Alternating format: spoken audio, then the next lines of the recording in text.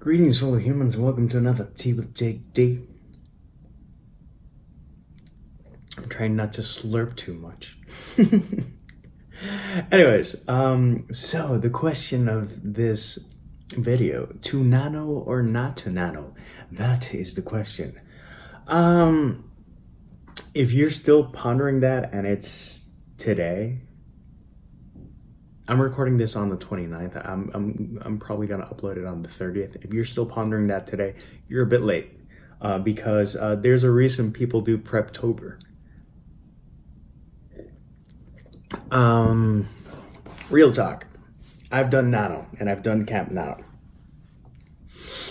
If you are stuck, it can actually be a great resource. If you need kinship and people to support you, that community actually does pull together if you find the right people. I've done Camp Nano a couple times. I've done Nano once. I found that I had more contact with people in Camp Nano, but that was because I was using the website with NaNoWriMo per se. Not so much. It was more of a solo thing, and because it's such an intense month, it's 50,000 words in a month, you know, it gets a bit much. So, to nano or not to nano? And like many things in my life, the answer is going to be, it depends. For me, historically, in like all the jobs I've had, November sucks. November is such a shit month to try to get anything done. I have gotten things done. I did Nano once. But it was a war of attrition because at least for several places that I've worked at, November is just a crazy month, either with production or it was like the highest, most intense period of time in an industry. I used to work at a Medicare Advantage company, and it was super crazy, so it wasn't a viable option. And it's just a month where it's not a chill month by any means, and also it's a month that I often would go on vacation or have days off because of Black Friday and Thanksgiving, so it's just not a convenient month for me to do NaNoWriMo, because it's just everyone has those couple, well, not everyone, most people, or a lot of people. Is that PC enough or inclusive enough? A lot of people do have Thanksgiving and Black Friday off, and they can use that time to write. But I do know people that are just coming out of midterms or going into weird placed exams or projects and whatnot if you're in college or high school. And if you're a professional, there's certain industries that are just bad shit. It's just crazy at this time. So if you need someone to tell you that it's okay not to do NaNoWriMo, hey, I'm your friendly, scruffy, tea-drinking JD telling you it's okay, buddy. You don't have to do it. And there are a lot of random things with Nano. I can waffle on about that, so I'll talk a bit about Nano. Nano is an intense experience. If you're someone that doesn't take kindly to failure or not reaching your goals for X or Y reason, I'm not saying don't go for it. I'm saying be conscious that achieving 50,000 words in a month is not a walk in the park if you want to do it right. Some people use first drafts from Nano to actually revise it later on and then publish something. And then there are the Nano warriors who always do NaNoWriMo but never publish anything, never query anything, and you go like, I don't understand that because that's just not my jam. That is their jam.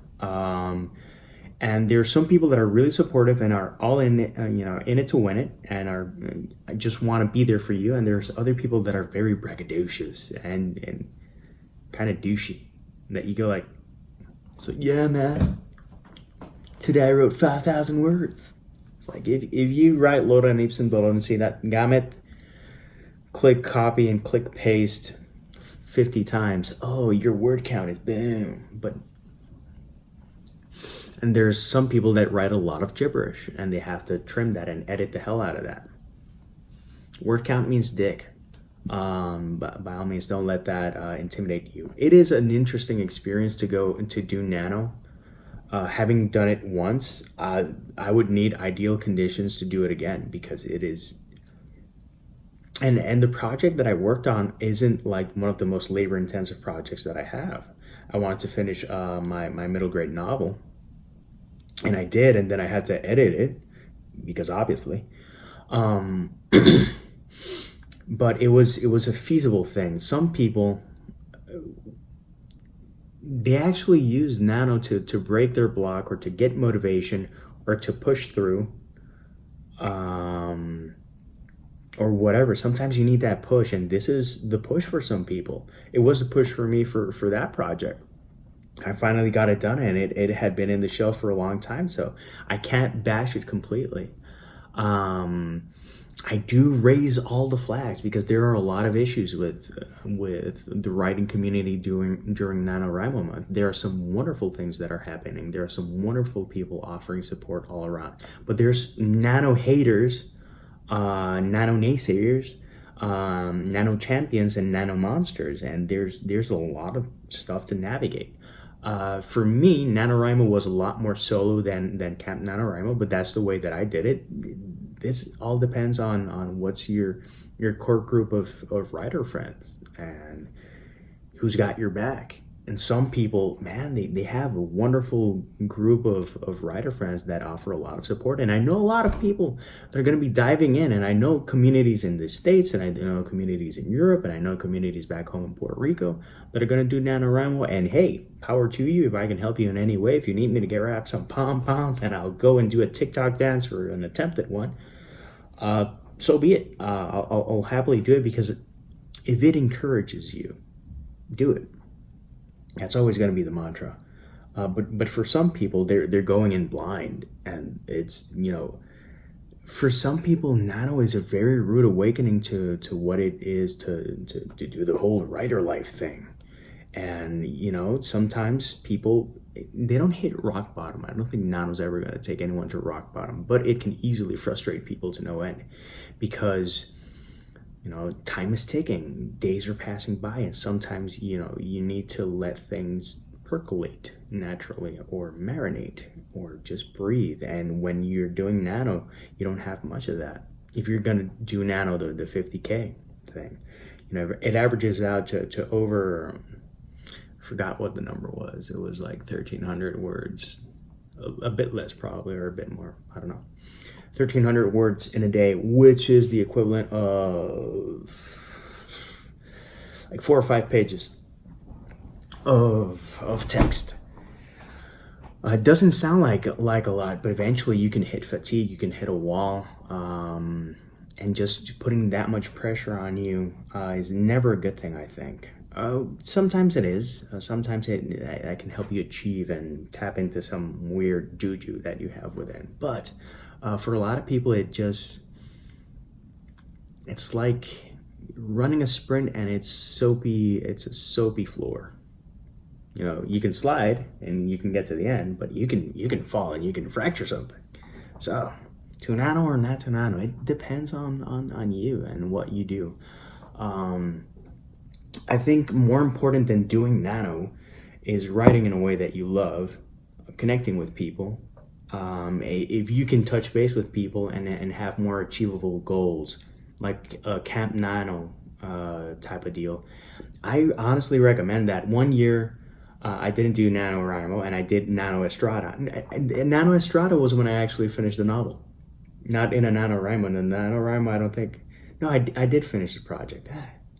So many projects. Keeping track is a bit weird. But I did Nano Estrada, and that was much happier for me, because I did it like Camp NaNoWriMo. I set my own writing goals. I finished like a poetry collection, a short story collection, an essay collection, and the middle grade novel, the first draft for the middle grade novel. And then I continued.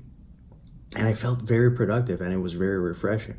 Whereas I saw a lot of people that were, when you see someone hit their stride, it's a very, very, very cool experience. When you see someone hit a wall, you feel for them, because sometimes they see the wall and they don't stop, and they just slam face first into it. And it's a shame because I get so much enjoyment from writing that I wish that upon everyone. Some people do it because they want bragging points, or they want to say, oh my God, I'm a writer and whatnot. I genuinely enjoy writing. I enjoy writing reviews. I enjoy writing an email, a letter to people. The written word and I, we get along pretty well, and it's a pretty cool experience. So if you're not doing NaNoWriMo, don't feel bad about it. It's fine. Keep writing, keep doing what you want to do, keep as motivated as possible. Don't take it as a loss, just take it as a decision. If you're gonna do Nano, be open to the possibility of not hitting the 50,000 words in a month. And if you don't hit the 50,000 words, it doesn't make you less of a writer. It just means that you didn't write 50,000 words in a month. And people who actually do NaNoWriMo are going to tell you this, but there's going to be other people that are just focused on 50K, 50K, 50K. It's like, dude, chill. If you want to do your own brand of Nano whatever, you can actually use that on social media. I did Nano Estrada, and truly it was enjoyable. I should do it again. I just don't have set goals. But right now I am actually pretty productive, so I don't need to put additional goals that might take away focus from other things. So I'm good. I'm good. I'll keep writing. If I hit milestones, I'll share it on this channel or on social media, just so that we can all do a huzzah together and drink tea or beer or wine or sake or whatever. Anywho, are you gonna do NaNoWriMo? Are you not gonna do NaNoWriMo? Have you done Camp NaNoWriMo? What are your thoughts on the whole Nano business? You think it's a good idea or a bad idea? And do you think people bring their best work because of Nano? Or most people? Do you think there's a different percentage or whatever? By all means, use that sexy comment section down below. Comment. If you're not doing Nano, and you want to chat on your channel or your podcast, by all means drop me a line. I would be more than happy to join you, to waffle on and talk. We can talk Nano or talk writing or talk other stuff. I don't care. I just enjoy chatting and connecting with people. And since I'm pushing to be a bit more active on booktube, authortube, you know, why not? Anywho, anything else? I don't know. I think one more thing. Peace, love, and maki rolls. Take care. If you're bored and you want to read something in November, I also have nonfiction books for nonfiction November. We can talk about that in another video because this one is already long enough, and I think that's a nice point. So next time, cheers.